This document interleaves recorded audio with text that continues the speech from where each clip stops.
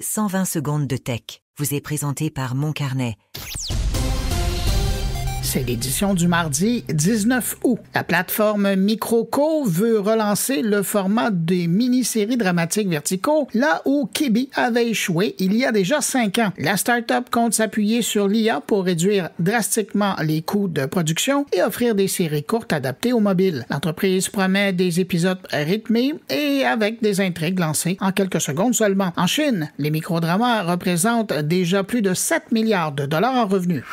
YouTube lance un nouveau format publicitaire pour les shorts appelé Partnership Ads. Ces annonces permettent de mettre en avant à la fois la marque et le créateur, avec des cartes interactives qui renvoient vers une boutique, mais aussi vers la chaîne du créateur, son descriptif et un bouton d'abonnement. Déjà disponible sur iOS, cette nouveauté doit bientôt arriver sur Android. Nvidia, Discord et Epic Games testent une nouvelle façon de jouer instantanément via Discord. La fonction permet d'essayer Fortnite en un clic, sans téléchargement ni installation, grâce au service GeForce Now. L'expérience limitée pour l'instant à une démo de 30 minutes nécessite toutefois de connecter un compte Epic Games.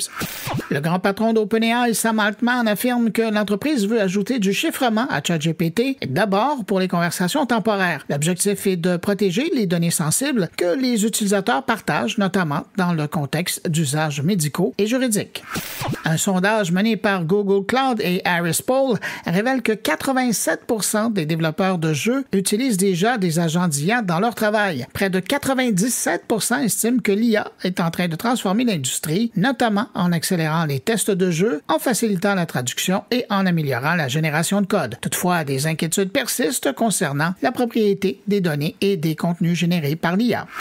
Et puis, en terminant, Microsoft envisage de rendre son service Xbox Cloud Gaming plus abordable alors qu'il est actuellement limité à un abonnement de Game Pass Ultime à $19 US par mois. Microsoft évoque la possibilité de développer plus d'un format d'accès et de l'adapter selon les régions du monde. À demain!